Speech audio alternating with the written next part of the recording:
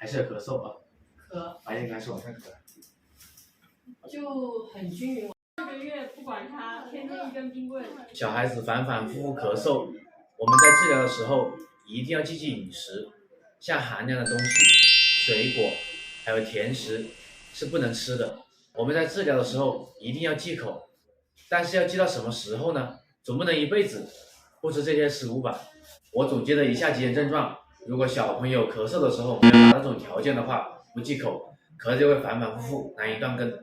如果小孩子符合以下条件，就可以慢慢恢复小朋友的正常饮食。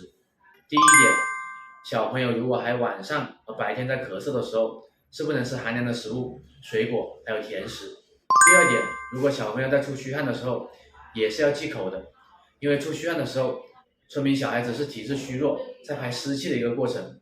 这个时候如果吃寒凉的食物下去，会导致湿气更加严重。第三点，小孩子脾胃没有完全恢复，肺里面有沉寒，脾胃虚弱，孩子一吃的话，就会引起腹泻内动，就又会咳嗽。尤其是夏天的时候，家长想给小孩子吃寒凉的，吃水果，这是不正确的。稍微吃西瓜的话，就会复发。所以以上这3种状况，家长一定要注意。在咳嗽的时候，家长一定要忌口。